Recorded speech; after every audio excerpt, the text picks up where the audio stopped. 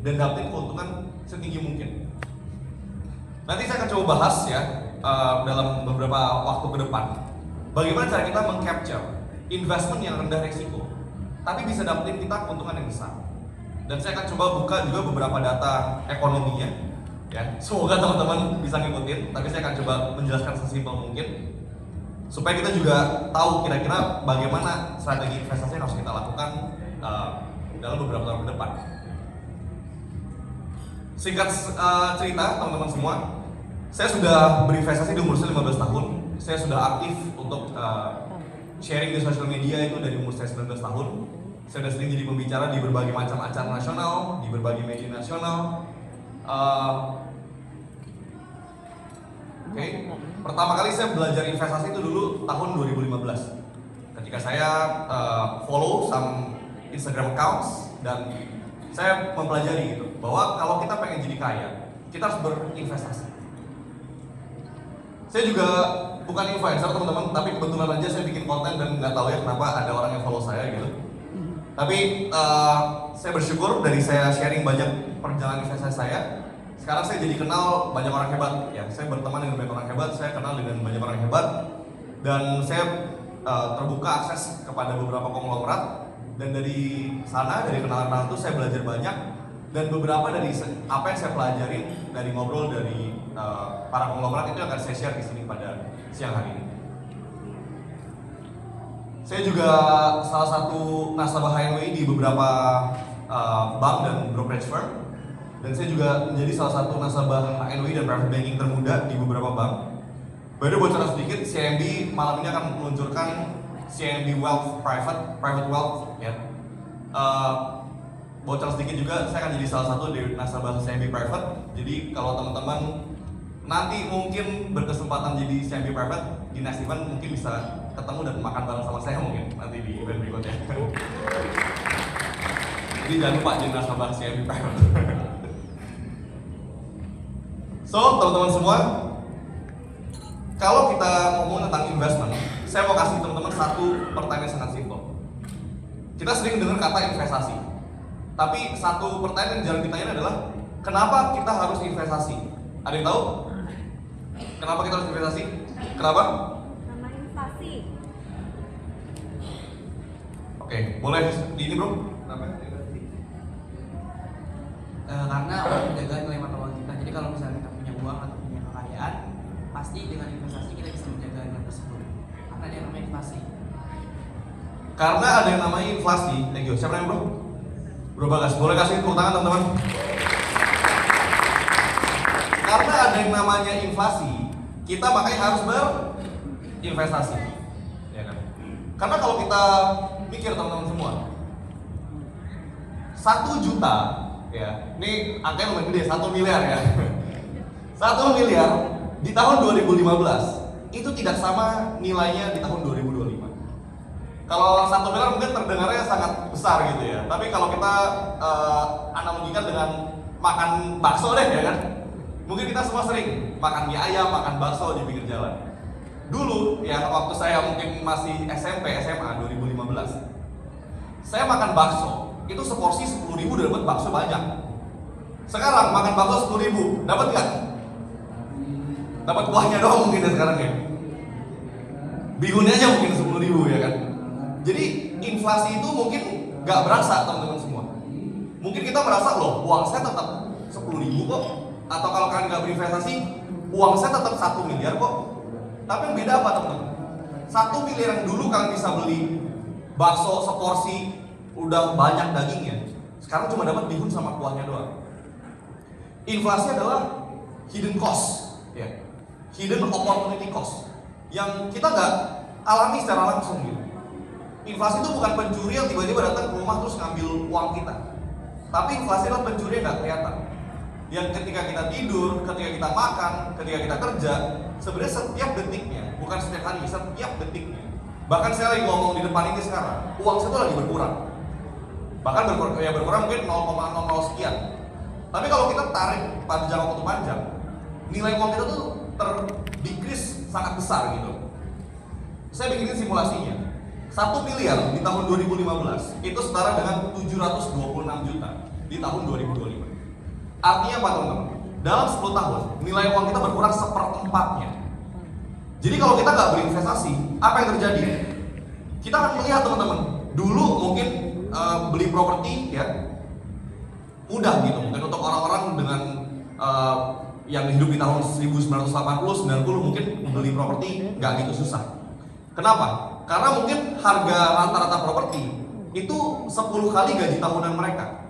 Tapi di zaman sekarang, mungkin harga rata-rata properti itu 50 tahun gaji tahunannya kita para Gen Z kayak gitu. Nah, di tengah kondisi yang lagi gonjang gaji seperti ini, apa yang terjadi teman-teman semua? What happened?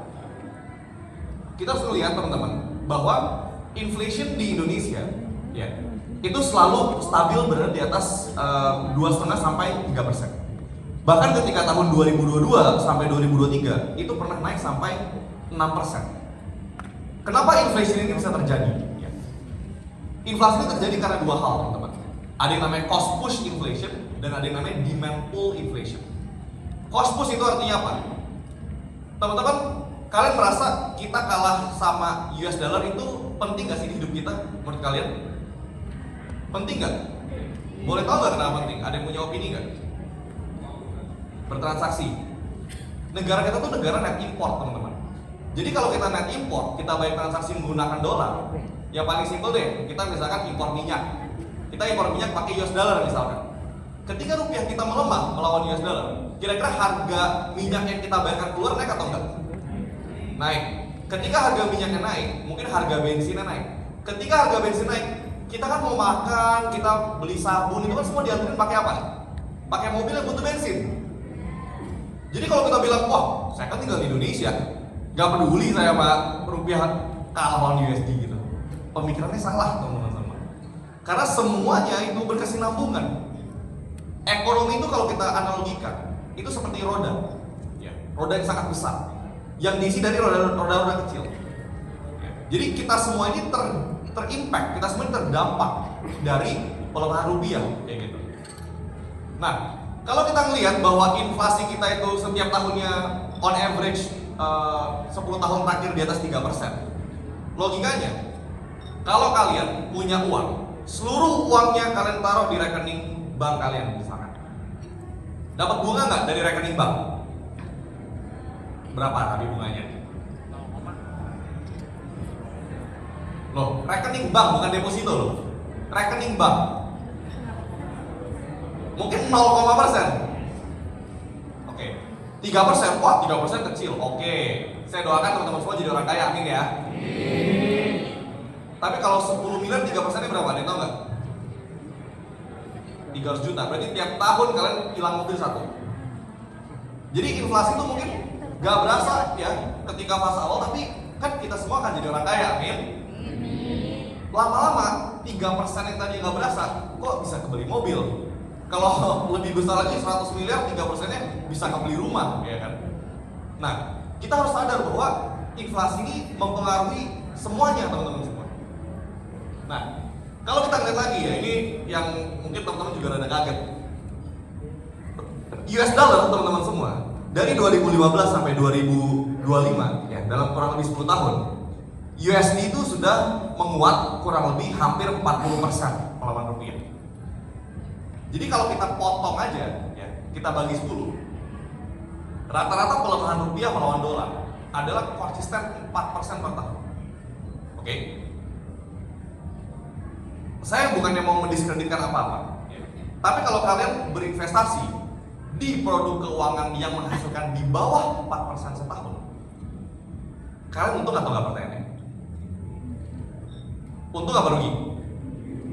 Rugi, kenapa? Inflation aja 4% per tahun. Kita kalah lawan dolar aja 4% per tahun. Kalau kita cuma taruh duit di rekening bank dapat 0,sekian%, gimana kita bisa kaya ya kan? Gak usah ngomong kaya deh, gimana nilai uang kita gak hilang gitu loh. Jadi rule number 1 daripada investment adalah never lose money. Jangan pernah kehilangan uang. Jadi kita harus mengusahakan dengan segala kekuatan kita untuk selalu mempunyai aset yang hedge against inflation. Artinya apa? Kita harus beli aset yang melindungi nilai uang kita supaya at least gak kalah dari inflasi, gak kalah dari pelemahan rupiah dengan dolar, teman-teman ya. Nah, sekarang saya pengen bahas sedikit the dominance of US dollars ya. Ini mungkin topik yang teman-teman jarang dengar, tapi buat saya sebagai investor tuh saya sangat suka sama cerita ini. Teman-teman tahu nggak bahwa di zaman dulu, teman-teman semua, aset yang paling berharga di dunia ini adalah emas. Oke? Tapi seiring berjalannya waktu, bank sentral itu kan bisa cetak uang, ya kan? Ketika bank sentral cetak uang, jumlah uangnya sama jumlah nilai emasnya itu nggak matching. Jadi emas itu nggak bisa dibuat, nggak bisa dikeruk segampang central bank cetak uang. Jadi tahun 1971 ya, itu presidennya US dulu, Richard Nixon, bikin namanya Bretton Woods Agreement. Di mana di Bretton Woods Agreement ini nilai uang yang tadinya di value oleh emas sekarang digantikan teman-teman sama apa dia tahu? Nilai biasa negara-negara memvaluekan uangnya pakai emas. Sekarang itu diganti menjadi US dollar sebenarnya. Nah, terus yang menariknya apa teman-teman semua? Di 1974 kurang lebih ada juga satu agreement yang namanya petrodollar agreement. Jadi petrodollar agreement ini merupakan salah satu alasan kenapa USD itu menjadi currency yang paling kuat dan paling banyak dipakai di dunia selama 50 tahun terakhir. Di 1974, Amerika Serikat itu bekerja sama dengan Saudi Arabia. Kerjasamanya apa? Semua transaksi oil yang dilakukan oleh Saudi itu harus menggunakan US dollar. Dan hasil keuntungan daripada penjualan oil itu harus dipakai untuk membeli government bonds-nya Amerika, treasury bills-nya Amerika. Itu yang membuat US dollar itu sangat strong 50 tahun terakhir. Lalu apalagi yang membuat US dollar sangat strong? Kekuatan ekonomi dan militer. Kenapa dulu 1974 Saudi itu mau bekerja sama dengan Amerika? Karena Amerika menjanjikan memberikan Saudi kerajaan, kekuasaan, dan kekuatan. Woi, keren kan? Tapi agreement petrodollar itu cuma berlangsung 50 tahun. 1974, 50 tahun kemudian tahun berapa teman-teman? 9. Tahun berapa? 2024. Berarti petrodollar itu sebenarnya agreementnya sudah selesai. Nah, ini menarik. Ini kita mulai masuk ke bagian yang sangat menarik. Dulu nilai uang dikonekin oleh emas. Oke. Kita next lagi. Nah, kalau kita ngelihat teman-teman tentang fiat currency, kita ngomong tentang valuta asing, ya. Comparison antara rupiah melawan euro, USD dan SGD. Euro, SGD dan USD itu selalu menguat melawan rupiah. Jadi saya tuh suka bercanda, saya kan punya banyak SGD. Kenapa saya suka SGD? SGD aja outperforming USD. Oke, saya tuh suka bercanda. Kalau kita di sekolah, biasa kan ada ranking ya. Kalau kita ujian ada ranking. IDR tuh di sini saya bilang ya. Di sini euro, sini USD, SGD itu di sini tuh. Jadi menurut saya paling superior, makanya saya pegang banyak. Tapi bahkan dari yang paling lemah ya, euro aja, kita tuh kalah sangat jauh teman-teman. Ya, kita lihat dari 2021. Tadi kita ngomong 10 tahun, sekarang kita ngomong 5 tahun. Dalam 5 tahun aja, SGD sudah menguat 20%. Ya. Dan yang paling mungkin yang kita paling berasanya sebenarnya dari sini nih. Nih, dari sini. Dari pertengahan 2024. Kalau kita ngomong tadi per 10 tahun USD itu kita kalah 4% per tahun. Tapi kalau kita ngitungnya dari pertengahan 2024 sampai hari ini teman-teman, dalam 1,5 tahun, rupiah itu kalah 10% melawan USD. Sampai SGD berapa? Sama teman-teman ya. Nih, sekarang SGD 20%. Pas awal 2025, SGD itu naiknya baru 11%. Jadi kita kalah 9% dalam setahun melawan SGD. Kalian nyadar nggak?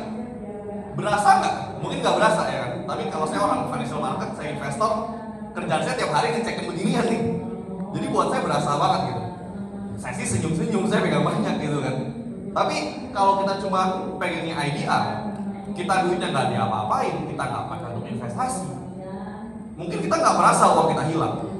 Tapi aset apa yang bisa kita beli di masa depan itu akan jauh lebih mahal secara kita nggak sadari gitu. Ya. Nah, sekarang salah satu yang paling menarik, saya tuh paling suka ngomongin emas. Kenapa? Saya tuh dari 2003 borong banyak sekali emas. Alasannya sebenarnya simpel teman-teman. Ini tesis saya. 2023 waktu perang Rusia Ukraine, mungkin teman-teman tahu. Ketika geopolitical tension itu lagi memanas, uang itu akan berpindah dari risky assets menuju safe haven. Kalau kita ngomongin safe haven, aset yang paling aman. Apa aset paling aman di dunia menurut kalian? Apa aset yang paling aman di dunia? Bukan cuma kita yang beli teman-teman. Pembeli emas terbesar dalam 3 tahun terakhir di dunia ini adalah Chinese government.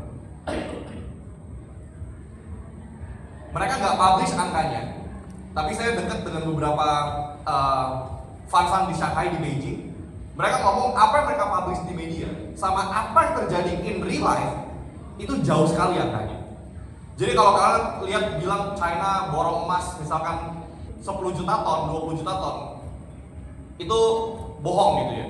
Mungkin angkanya bisa 4-5 kali lipat lebih besar. Kenapa China nggak publish angka realnya? Ada yang tahu nggak? Karena kalau China publish, kita semua berbondong-bondong beli. Nah, menarik. Terus apa hubungannya Fit sama petrodollar ya kan? Kalian lihat nggak? Emas ini, ya kan kita ngomong, emas adalah aset yang naik ketika kondisi lagi krisis. Ya, karena emas adalah aset safe haven terbaik. Kita coba cek. 2007-2008. Ini dulu ada krisis di Amerika, namanya subprime mortgage, teman-teman. Ya, ini krisis financial di Amerika. Emas naik sedikit, ya kan? Terus COVID pandemi, emas juga naik nih 1.200 sampai 1.800, naiknya dikit. Tapi teman-teman semua, kalian lihat dari 2023 ya sampai 2025, ini merupakan kenaikan terbesar emas mungkin dalam 100 tahun terakhir. Kenapa teman-teman? Ya, mungkin kalian yang pegang emas karena saya. 2 tahun lalu, mungkin kalian beli emas harganya 900.000 per gram, betul? Sekarang berapa? 2 juta. 2 tahun terakhir, teman-teman semua, jujur aja, my whole portfolio itu dikaliin sama portofolio oma saya. Oma saya cuma pegang gold doang. Saya pegang banyak. Saya kena outperform, bayangin semalu apa saya. Ya. Itu nenek saya cuma taruh emas, taruh di brankas, outperforming portofolio saya. Yang saya bangga banget, saya itu professional investor kayak gitu. Artinya apa teman-teman semua? Aset bagus atau jelek itu tergantung sama siklusnya. Tesis saya, kenapa saya beli emas 2023? Bukan karena oma saya nge-influence saya, bukan teman-teman. Tapi karena US itu kuat USD-nya karena petrodollar kan. Tapi ketika petrodollarnya itu selesai, negara-negara tuh punya alasan nggak pegang USD lagi. Yang tadinya cash reserve para negara itu US dollar, sekarang mereka bisa pakai apa aja? Mereka bisa pakai renminbi, yuan, ya. Mereka bisa pakai apapun gitu. Kalau dulu Amerika itu membangga-banggakan US dollar itu kuat gara-gara petrodollar, gara-gara military, gara-gara ekonomi. Sekarang ada satu hal yang US itu nggak bisa kalahin China. Jawabannya adalah energi dan electricity. Dunia ini mengarah kepada green energy, mengarah kepada AI, mengarah kepada EV, electric vehicle. Amerika itu nggak punya cukup energi untuk ngejalanin semua itu. Kalau kita ngelihat teman-teman semua tambang nikel, semua tambang aluminium, semua tambang tembaga, semua yang dibutuhkan untuk perkantan listrik, siapa pemilik pabrik terbesarnya? Jawabannya adalah China. Bahkan kalau kita lihat di negara kita juga, siapa pemilik terbesarnya sebenarnya adalah China. Artinya apa teman-teman semua? China ini sudah bersiap-siap. Mereka melihat bahwa electricity, green energy itu adalah the next oil. Karena zaman dulu energi itu dikuasai oleh batu bara, oil and gas. Sekarang satu dunia lagi nge-push green energy. Makanya ketika petrodollar itu 2024 selesai, kenapa emasnya naik dari 2024 sampai sekarang naik di 2 kali lipat? Karena China keep buying gold. Kenapa China keep buying gold? Karena kekuatan dari renminbi nanti akan dijustifikasi oleh siapa pemegang emas terbanyak di dunia ini. Dan siapa pemegang emas terbanyak di dunia ini? Kita semua sama-sama tahu, negara China. Artinya apa teman-teman? US itu debt-nya lagi all time high. Debt ceiling-nya itu lagi di puncak.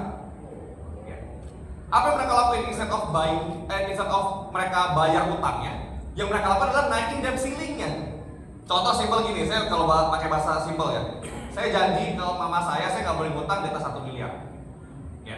Pas utang saya 999 juta, udah dikit lagi nih hampir 1 miliar. Instead of saya bayar utang saya bilang ke mama saya janji 2 miliar kali ini. Batas maksimal utangnya 2 miliar, saya naikin lagi batas maksimal utangnya. Nah, dalam kondisi ini teman-teman, kalau kalian mikir, wah emas bubble, emas, wah udah naik ketinggian gitu.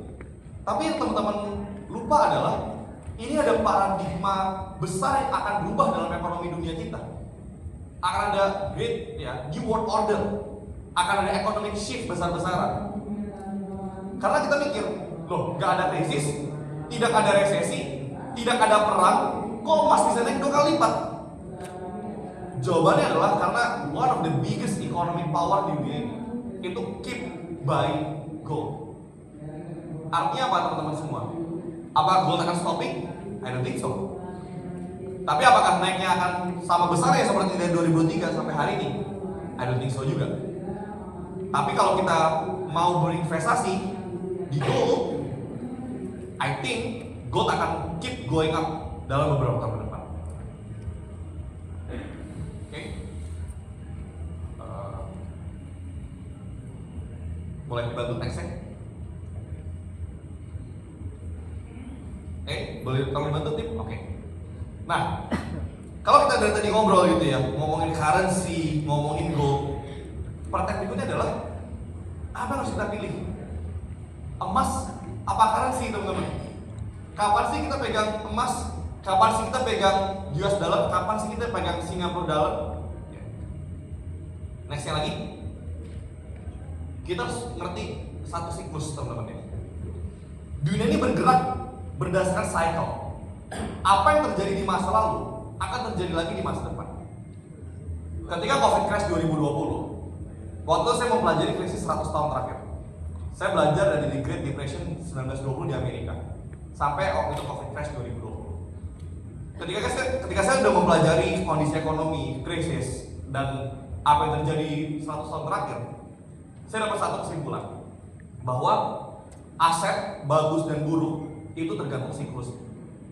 Ketika ekonomi lagi buruk, ketika geopolitik tensinya lagi tinggi, kita harus melindungi nilai uang kita. Kira-kira apa aset yang akan orang beli? Safe haven, yaitu emas. Safe haven mungkin kalau kita ngomong gitu ya, apakah cuma emas? Jawabannya enggak teman-teman. Kita juga bisa pegang currency yang kita merasa itu currency paling aman. 20 tahun terakhir kalau kita ngomong safe haven itu selalu ada 3. Gold, 4. Gold, Swiss franc, ya, CHF, Japan yen, sama US dollar. Tapi sekarang dengan gonjang-ganjing dan segala macam ya, Japanese yen malah melemah. Swiss franc juga mungkin sekarang orang-orang udah pada kabur. Ya. US dollar lagi digebukin di mana-mana. Apa yang tersisa kalau gitu? Gold udah pasti akan stay forever. Currencies kita harus melihat negara apa yang paling dunia ini paling ketergantungan. Apa pusat financial dunia? Sekarang salah satu adalah Singapura. Jadi ketika kondisi ekonomi itu lagi jelek teman-teman semua, orang pasti pindahin uangnya. Dari real ekonomi di sini, orang pindah ke safe haven, orang pindah ke gold, orang pindah ke currencies. Financial market adalah tempat untuk memindahkan uang dari yang nggak sabar ke orang sabar, teman-teman. Ya. Jadi keputusan financial terbaik bukan yang paling cepat, tapi mana yang teman-teman paling sabar sebenarnya. Nah, kalau kita ngomong tentang gold, kita ngomong tentang currencies, teman-teman semua. Mungkin returnnya itu nggak naik secepat aset-aset yang lain. Tapi kalau kita bilang tadi yang saya tadi ngomongin, high risk, high return, kita selalu percaya bahwa aset-aset yang naik tinggi adalah aset-aset yang beresiko. Tapi tadi saya ngomong juga, oma saya 2 tahun terakhir itu outperforming portofolio saya yang sangat beresiko. Jadi artinya apa? Dalam kondisi yang lagi nggak bagus-bagus saja, dalam kondisi yang sedang krisis, kadang aset-aset yang tidak beresiko, aset-aset safe haven, itu justru bisa outperforming dan bisa kasih kita return lebih tinggi daripada high risk assets kayak gitu. Nah, kalau misalkan gold, teman-teman semua, kenapa kita harus believe in gold? Karena kita nggak boleh lupa, fiat currency ketika Bretton Woods Agreement itu ditandatangani, fiat itu nggak ada underlyingnya, nggak ada landasannya. Jadi US dollar itu sangat bergantung dengan kekuatan daripada militer ekonomi Amerika. But at the end of the day, nilai daripada uang itu gak akan pernah berubah. Underlying utama daripada uang, daripada currency itu selalu gold, selalu emas. Jadi kita gak boleh lupa teman-teman semua bahwa at the end of the day, currency yang paling berharga, negara yang currency yang paling berharga adalah siapa negara yang akan berlomba-lomba untuk ngumpulin emas yang sebanyak-banyak. Oke, mungkin sekian dari saya. Terima kasih.